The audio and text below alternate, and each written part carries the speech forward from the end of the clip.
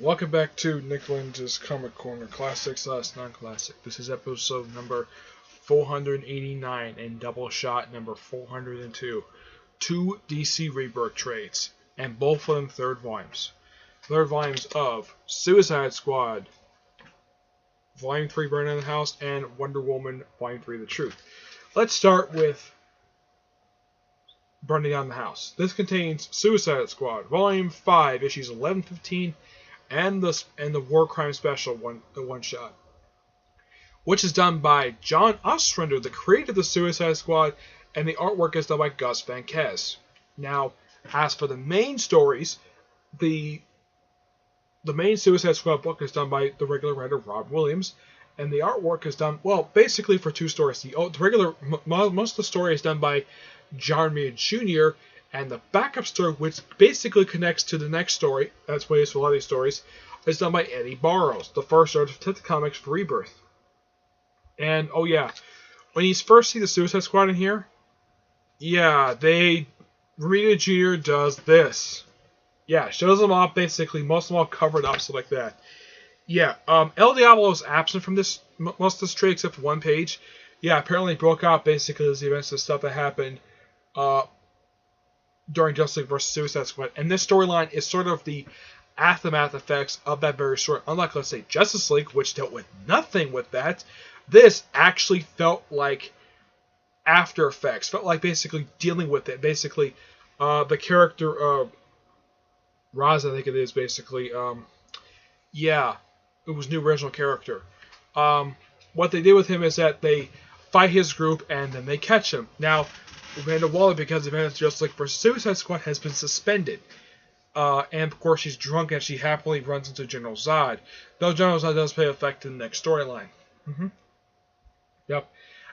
Halfway through the storyline, around I think it was like issue 12 or 13. Yeah, Waller dies. Gets shot in the heart. Now it's a big mystery. Who killed her? Turns out it's actually Deadshot. Yep. And also, even though she does come back, they do have one confirmed death in here. And it's Hack, the new character that was introduced way back, I think it's issue in the first arc of this very run. I don't know why they killed her off for. It seems so bizarre, the fact they would kill off a good character like Hack, a woman who's a fan of Harley Quinn. As a matter of fact, Harley was so distraught over her death. Yep. That's basically what happened with her. She was very distraught over her death. If you want to think of a character who does really very little in the storyline, it's Katana. She does virtually jack squat. Basically, most of the story, she and Rick Flag are held in handcuffs. Almost the entire storyline. Basically, it's just Killer Croc, Deadshot, Enchantress, Harley Quinn, and Captain Boomerang. And of course, it's most the other squad that actually has something in the storyline, while everybody else is just virtually nothing. Oh yeah, and Katana chops off Deadshot's hand.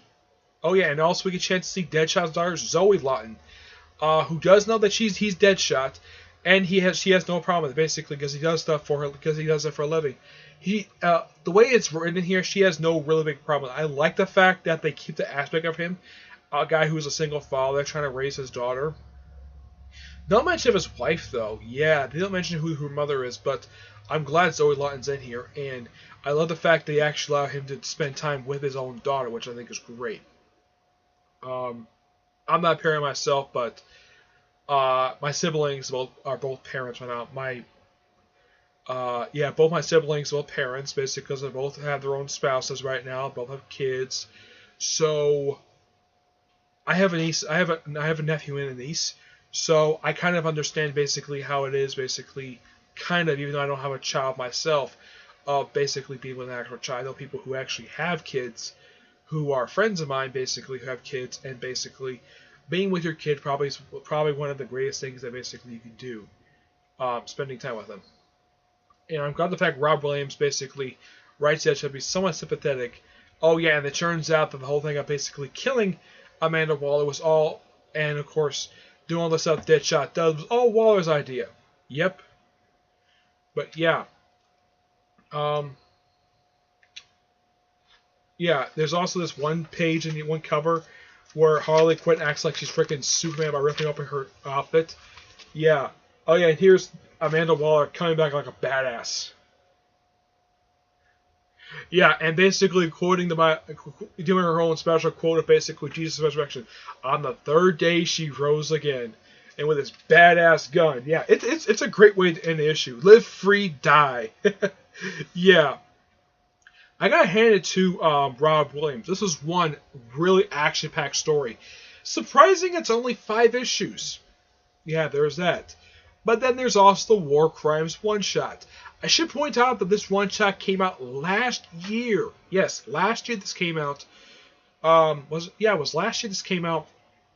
And this is the first time John Osborne has done anything with Suicide Squad since, well, the Blackest Night Revival one-shot that came out. I think it was in 2009. So when this issue came out, it had been, I think it had been like 8 years. No, 7 years since he did anything with Suicide Squad. But the only reason I think he did this because, well, the Suicide Squad movies come out that month, so he had to do that. But wanted to know the fact that he does the writing here, not just because he writes the issue. Oh yeah, it's because Captain Boomerang is called Boomerbot. Also, we had the first non-Green Arrow appearance by Shadow. Yep, making her only known appearance outside of a Green Arrow comic book. Yeah, as of recently, she's only appeared in pages of Green Arrow. She heavily appeared during Lemire's run, and she's basically a recurring character during Ben Percy's second run. But I'm kind of glad that he took time doing a character he has no real history with. But as far as I know, Shadow was introduced roughly around the same time his Suicide Squad was introduced, or at least when the book first started back in 1987. So it kind of makes sense that he'd throw her in. But this is the first and only time I can think of he's ever wrote Shadow actually in the actual book, but not a first Green Arrow character he's done. The first known Green Arrow character he's ever actually put in the Suicide Squad in a Suicide Squad book was Count Vertigo, and he kept them for years. But this storyline is great. I'm gonna give this 9 out of 10. I would give 9.5. Actually, I'm gonna give this 9.5 because Eddie Burroughs' artwork is fantastic, and the also in the one shot is amazing. All right, last book for a little while. Next up is The Truth. Basically, One with the Truth. This is done by Greg Rucka, and Liam Sharp does the odd number issues. This is the last of the odd number issues that Rucka does. Now, basically, this trade collects issues 13, 15, 17, 19, 21, 23, and 25. Excuse me. Yep, basically, Greg Rucka kind of wraps up his run with this particular. There is one more trade that comes after this one called Godwatch, which contains pretty much the rest of his run plus the annual. Yep, but yeah, for about the first half of the storyline, Wonder Woman is in a mental institution because of what happened at the end of the previous storyline, Lies, though that's about 2 trades back. Basically finding out Themyscira that she thought was Themyscira was actually not the real thing, and apparently something to do with Ares, that the reason why she can't actually find it, though Robinson is trying to explore more of that in his run. Which I'm glad that he's continuing to implement that plot thread of her looking for Themyscira. I'm glad the fact that he does do that. But this, oh yeah, and one thing else that was really good, the character Ferdinand, who's the Minotaur from Greg Rucka's awesome run, from his original run, yeah, he makes his first post-Flashpoint appearance. Let's get a good picture of him. He shows up roughly a few issues in, and I'm glad the fact that he does show up. Let's see here. Here he is. Here's Ferdinand. That's really the guy's name. Yeah, he's basically the brother of the actual Minotaur. That's how Greg Rucka basically wrote it, where he is a Minotaur, but he's not the Minotaur from the actual Greek myth. That was actually his brother. Yep. And yeah, this does happen. Barbara Minerva becomes a cheetah once again. After spending many issues of basically being Barbara Minerva, it was part of a deal she had with Veronica Cale that she would become a cheetah again. I should point out, though, also that Veronica Cale, after Greg Rucka wraps up his run for the book, she never appears in Wonder Woman ever again. As far as I know, it's been roughly, as of right now, I think it's been 8 issues since he wrapped up his run, and Veronica Cale has basically disappeared from the comic book. That kind of the same thing happened basically when Greg Rucka left the first time. Veronica Cale stopped appearing in Wonder Woman. The only other time I can think of she appeared outside of Wonder Woman was actually as a recurring supporting character in the pages of Doom Patrol, the one done by Keith Giffen, which was an awesome book. I highly recommend it. I really wish DC would do new trades of that run, because it was really good. But this is good as well. I'm going to give this, basically, because Greg Rucka does a fantastic job with the storyline, and the fact that it wraps up really well. I'm going to give this book a 10 out of 10. It's just really good. And I appreciate what Rucka has done. But this is not the last trade the collected issues was run. There's one more trade called Godwatch. They reference in here, but the storyline Godwatch doesn't explain who the heck they are. Though it kind of functions the same way as Wonder Woman Year 1. That's simply the way it is. Alright, so... Oh yeah, and also in the final issue, finally, this happens for the first time ever. This has happened ever in DC comic book. We have an issue ending.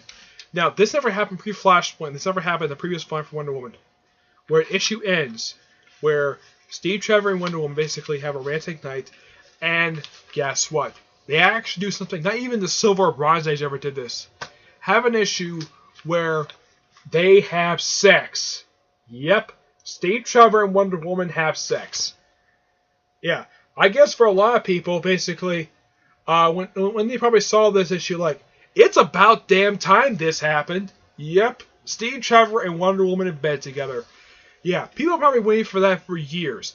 Thank you, Greg Rucka, for that. That was freaking amazing, the fact he actually did that. So yeah, 10 out of 10. Good story. Yeah, and there's that. So, that's it for this episode. Stay tuned for the next episode when I get a chance to finish reading the next trade. It's going to be 2 Batman trades. It'll be episode 490 and Doubleshot 403. Okay? But until then, I will see you there.